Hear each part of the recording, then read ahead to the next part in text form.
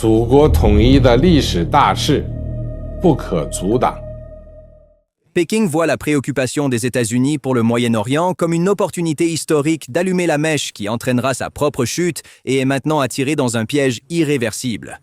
Ce que vous allez voir n'est pas une théorie du complot, mais une réalité prouvée par des données. Si vous êtes prêts, installez-vous confortablement. Une nouvelle analyse de TGN qui va vous choquer est sur le point de commencer.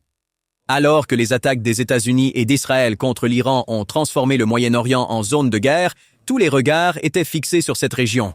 Cependant, la véritable tempête qui affectera le destin du monde est sur le point de se déclencher dans les eaux calmes du Pacifique.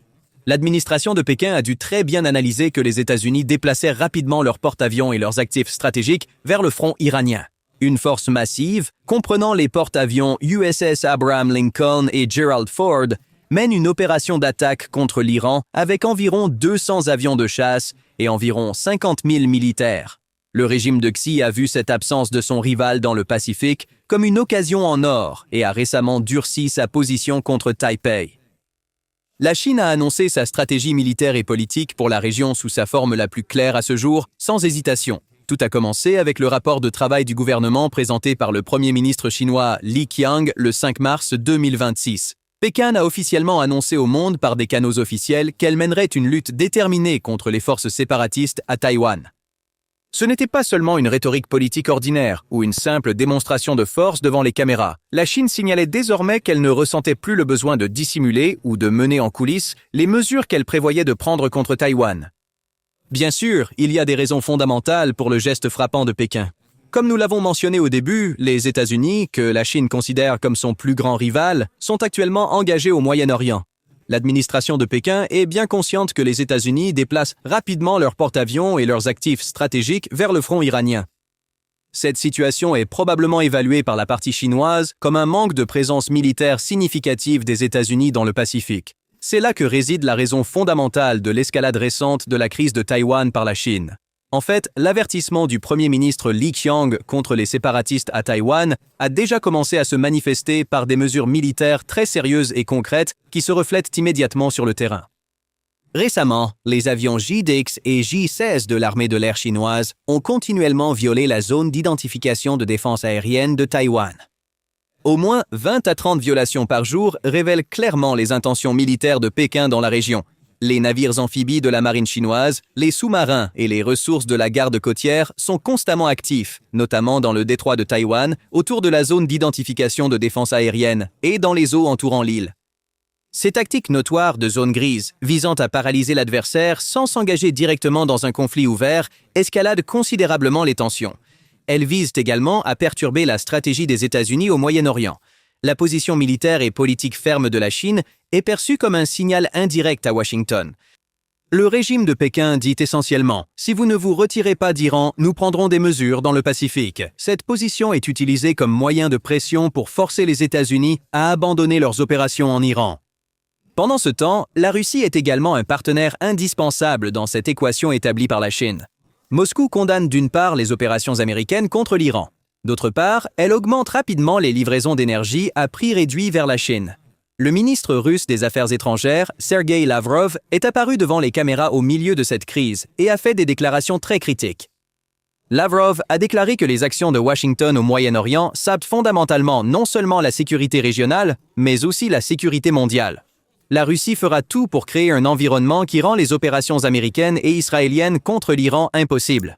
Ces déclarations étaient un second message de la Russie aux États-Unis après celui de la Chine. Moscou condamne fermement les actions des États-Unis contre l'Iran tout en veillant à ses propres intérêts. Cela est dû au fait que les liens économiques et militaires profonds de la Russie avec l'Iran sont en danger. L'administration de Vladimir Poutine veut que Washington se retire d'Iran. Selon Poutine, ce retrait exigé par le Kremlin préservera probablement les relations avec Téhéran. Cela renforcerait également indirectement les actions de Pékin dans le Pacifique. Cependant, lorsque nous regardons en coulisses, l'image commune que la Chine et la Russie essaient de peindre devient beaucoup plus compliquée. Cette stratégie de pression sur les États-Unis et le Pacifique pourrait en réalité amener ces deux pays de l'Alliance orientale à tomber dans le piège qu'ils ont creusé eux-mêmes. Tout d'abord, nous devons examiner comment la stratégie de Xi, s'étendant du Moyen-Orient au Pacifique, est devenue un facteur de risque énorme pour lui. La plus grande faiblesse stratégique de la Chine est sa dépendance énergétique. En tant que plus grand importateur de pétrole au monde, Pékin doit importer des millions de barils de pétrole brut chaque jour, et une part importante de cette importation provient d'Iran. Une grande partie de ce pétrole brut transite par le détroit d'Ormuz. Si l'Iran continue de garder le détroit fermé, l'économie chinoise pourrait subir un coup direct et sévère. Dans ce scénario, les situations suivantes pourraient se présenter pour la Chine. Les prix du pétrole monteraient en flèche, les chaînes d'approvisionnement seraient à perturber, l'inflation augmenterait et la production industrielle vacillerait. Et la croissance économique de la Chine, déjà en ralentissement en raison des sanctions américaines, pourrait devenir encore plus difficile. Ce risque est si critique qu'il serait un euphémisme de considérer le mouvement de Pékin sur Taïwan comme une simple manœuvre militaire. Les importations stratégiques de pétrole de la Chine pourraient offrir un tampon à court terme. Cependant, en cas de perturbation prolongée, elle sera contrainte de diversifier ses routes d'importation, ce qui pourrait presque doubler les coûts pour Pékin. L'administration Trump est en réalité consciente de cette situation critique du point de vue de Xi. Si les États-Unis bloquent complètement le flux d'énergie de l'Iran vers la Chine à la fin de ce processus, tous les calculs de Pékin seront bouleversés. Ce dilemme oblige Pékin à agir avec plus de prudence. Xi prend rapidement des précautions, anticipant que les États-Unis pourraient mettre en œuvre un tel scénario au Moyen-Orient. Cela est dû au fait que la Chine pourrait envisager une possible intervention à Taïwan soutenue par son armée. Cependant, ils sont bien conscients qu'ils doivent d'abord résoudre le problème énergétique. Par conséquent, Xi accélère la coopération énergétique avec la Russie pour réduire la dépendance au pétrole iranien. Le gazoduc Force de Sibérie fonctionne à pleine capacité. La capacité annuelle maximale prévue du gazoduc est de 38 milliards de mètres cubes. En 2025, Gazprom a fourni du gaz, dépassant cette énorme capacité. La Chine éprouve une peur intense que les États-Unis coupent le pont pétrolier s'étendant de l'Iran jusqu'à elle-même au Moyen-Orient. Pour cette raison, même le projet Power of Siberia 2 a récemment pris de l'importance. L'itinéraire de ce projet s'étend de la péninsule de Yamal en Russie, à travers la Mongolie, jusqu'au nord de la Chine. La Chine souhaite que ce projet soit achevé de toute urgence comme itinéraire de substitution au cas où les États-Unis couperaient l'énergie en provenance d'Iran. Poutine et Xi ont un objectif d'accord de 30 ans à cet égard. Cette coopération donne à la Chine un répit à court terme. Cependant, elle comporte le risque de créer une dépendance vis-à-vis de la Russie à long terme. L'incertitude entourant Hormuz est le plus grand facteur mettant en péril le mouvement de la Chine vers Taïwan. Pour gérer ce risque, Pékin intensifie à la fois les canaux diplomatiques et les discussions avec des fournisseurs alternatifs. Ces fournisseurs incluent des acteurs tels que l'Asie centrale et l'Afrique. Xi Jinping essaie de garder différents segments de la Russie sous son emprise afin d'échapper aux impacts et aux chocs énergétiques que l'Iran créera. Cependant, pour la Chine, la Russie reste l'acteur d'alliance le plus important contre les plans des États-Unis d'attaquer l'Iran au Moyen-Orient. Cela est dû au fait que le plan de Xi ne repose pas uniquement sur la résolution de la crise énergétique. La Chine poursuit ses activités militaires dans le Pacifique aux côtés de la Russie. Cela inclut des exercices navals conjoints, la mobilité de la flotte du Pacifique et même la coordination des sous-marins nucléaires. La Russie dispose de ressources limitées qu'elle peut déployer dans la région en raison de la guerre en Ukraine. Néanmoins, en intégrant sa présence dans le Pacifique avec la Chine, elle crée un contrepoids aux États-Unis. Cette alliance se distingue comme une réflexion concrète du partenariat sans limite. En même temps, elle crée une ligne de résistance commune contre les sanctions occidentales. Cependant, les États-Unis conservent une position très forte dans le Pacifique. Malgré le fardeau du Moyen-Orient, Washington maintient un réseau de défense étroit avec le Japon, les Philippines, l'Australie et Taïwan. Des exercices conjoints entre les États-Unis, le Japon et les Philippines sont régulièrement organisés dans la région du Pacifique. Ils visent à accroître la dissuasion contre les activités croissantes de la Chine. Entre le 20 février et le 26 février, un exercice appelé « Activité coopérative maritime multilatérale » a eu lieu dans le canal de Bashi et la mer de Chine méridionale. Cela était significatif car c'était la première fois que les trois pays organisaient un événement conjoint couvrant le canal de Bashi. L'exercice impliquait des P-8 Poseidon américains, des P-3 Orion japonais et des avions FA-50 philippins ainsi que des navires de guerre. Ces données critiques sont très importantes car elles nous permettent de comprendre clairement la situation. Même quelques jours avant d'attaquer l'Iran, les États-Unis ne veulent pas perdre leur complémentarité dans le Pacifique face à la Chine ou à la Russie. À cette fin, l'administration Trump augmente également les patrouilles maritimes dans la région. Les États-Unis, les Philippines et le Japon effectuent régulièrement des patrouilles maritimes et aériennes conjointes en mer de Chine méridionale. Plus de 500 activités conjointes sont prévues pour 2026 et des missiles Typhon à moyenne portée ont été déployés à Luçon. De plus, les États-Unis ont approuvé un paquet de 11 milliards de dollars pour Taïwan. Ce paquet d'aide comprend des équipements extrêmement critiques. Même en se concentrant officiellement sur le Moyen-Orient, les États-Unis ne se laissent pas oublier avec ce qu'ils envoient. Le paquet comprend les éléments suivants: missiles anti-chars Javelin, missiles anti-chars TOW, système de défense aérienne NASAMS, HIMARS, missiles ATA-CMS et bien d'autres ressources. De plus, les États-Unis ont une supériorité technologique, notamment dans les domaines des avions furtifs, du renseignement satellitaire et des capacités cybernétiques. Cet équipement améliore également la capacité de la Chine à surveiller et à répondre à ses mouvements. Trump soutient probablement ses alliés du Pacifique par le partage de renseignements et des structures de commandement conjointes. Avec ces actions, il veut rendre difficile pour Xi de faire un mouvement soudain. Du côté de Taïwan, l'administration de l'île prend ces messages très au sérieux. Les préparatifs de défense s'accélèrent. Les exercices Han Kuang se concentrent sur des scénarios plus intenses et réalistes. Cet exercice a battu le record de la plus longue durée de l'histoire en 2025, durant 10 jours. Il s'est concentré sur des scénarios réalistes et a inclus des éléments civils. Les plans pour 2026 sont tout aussi intenses et réalistes. C'est parce que l'île est sous pression, à la fois physiquement et psychologiquement. Le ministère de la Défense de Taïwan surveille de près chaque mouvement de la Chine et prend des mesures pour augmenter sa propre dissuasion. Par conséquent, Taipei renforce ses systèmes de défense côtière, mobilise les forces de réserve et développe rapidement ses capacités de drones et de missiles. Des campagnes sont menées parmi le peuple taïwanais pour renforcer leur esprit de résistance. La jeune génération participe à une formation préparatoire pour une éventuelle invasion. Le régime de Pékin voit cette unité. Par conséquent, ils essaient également de semer le chaos dans différents domaines. En d'autres termes, la pression de la Chine sur Taïwan ne se limite pas à l'île. Les tensions avec les Philippines en mer de Chine méridionale s'intensifient également pendant la même période. Quelques exemples incluent les manœuvres agressives de la garde côtière chinoise à Scarborough Shoal et Sigon Thomas Shoal, l'utilisation de canons à eau, les tactiques d'obstruction et les tentatives de collision. Cela rend les missions de ravitaillement philippines difficiles. Toute cette activité transforme le détroit de Taïwan en un échiquier régional. Chaque mouvement en déclenche un autre. Les revendications de Pékin en mer de Chine méridionale sont aggravées par des conflits avec les Philippines et le Vietnam. Cette situation tisse une toile de tension à travers tout le Pacifique. Cette toile entre directement en conflit avec la stratégie Indo-Pacifique libre et ouverte des États-Unis. En même temps, cette situation vise également des alliances comme AUKUS. La Chine essaie aussi de mêler ces mesures militairement perturbatrices à sa politique intérieure, car Xi pourrait mettre en œuvre un blocus possible contre Taïwan.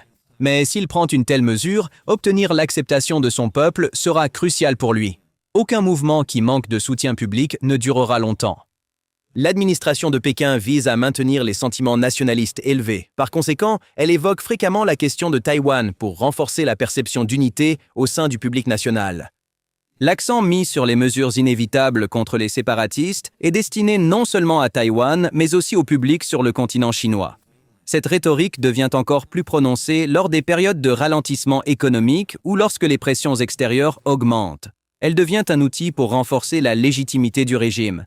Pékin présente également Taïwan comme une affaire interne. Avec cette tactique, il cherche à légitimer une possible intervention internationale. Xi utilise cette tension pour réprimer les voix dissidentes dans le pays. La question de Taïwan se trouve au cœur idéologique du Parti communiste chinois. Cette situation montre que la pression en question n'est pas seulement un mouvement de politique étrangère. Elle prouve également qu'il s'agit d'un instrument de politique intérieure. Les réactions sur la scène internationale face à la pression de la Chine sur Taïwan varient. Les États-Unis émettent des condamnations, cherchent des assurances auprès des alliés de Taïwan, tandis que la Russie apporte un soutien tacite à la Chine. Les pays européens et asiatiques craignent que cette tension ne se répercute sur les chaînes d'approvisionnement mondiales. Cela s'explique par le fait que la production de semi-conducteurs dépend largement de Taïwan. Un conflit potentiel pourrait profondément ébranler l'économie mondiale. Taïwan est l'un des centres de production de semi-conducteurs les plus avancés au monde. Des entreprises comme TSMC représentent une grande partie de l'approvisionnement mondial en puces. Une pression ou une invasion potentielle par la Chine constitue une menace majeure.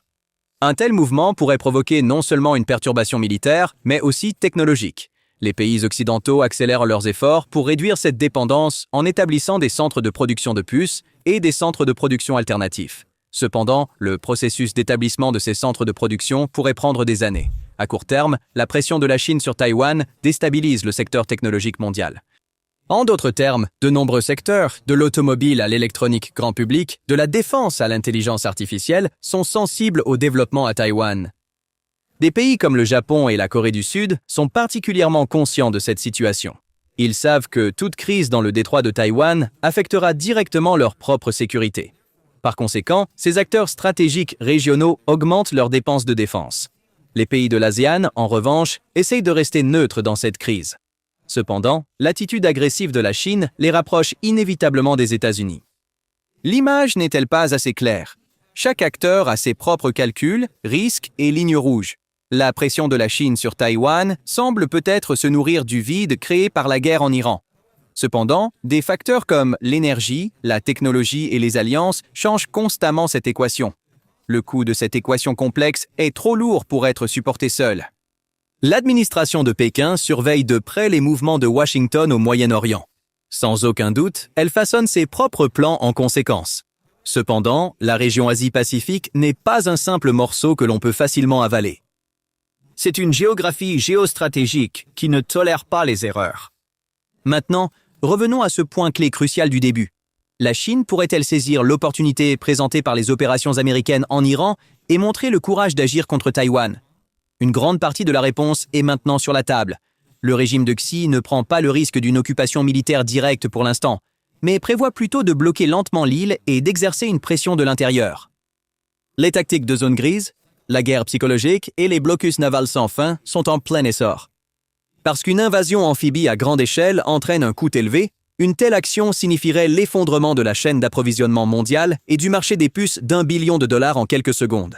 De plus, Pékin a des artères énergétiques qui alimentent sa vaste machinerie industrielle. Ces artères sont encore liées aux océans contrôlés par les États-Unis et au détroit d'Ormuz. Donc, la Chine teste juste les eaux en ce moment. Elle joue avec les nerfs de son rival et pousse impitoyablement les limites. L'attention de Washington peut être dispersée à des milliers de kilomètres. Cependant, le réseau de défense qu'il a construit dans le Pacifique fonctionne actuellement comme un bouclier autonome dans la région. Franchement, il n'est pas si facile pour Pékin de déclencher une crise majeure dans le détroit de Taïwan, car il a encore un énorme problème de déficit énergétique à résoudre. La Chine ne peut pas risquer de confronter les États-Unis pour l'instant. Par conséquent, elle ne peut pas rassembler le courage d'agir contre Taïwan en termes pratiques. En bref, la crise qui a commencé au Moyen-Orient s'est maintenant étendue au Pacifique. Les actions d'acteurs tels que la Chine, la Russie et les États-Unis sont d'une grande importance. Ces mouvements pourraient déterminer le type de scénario auquel l'Iran et Taïwan pourraient être confrontés à l'avenir.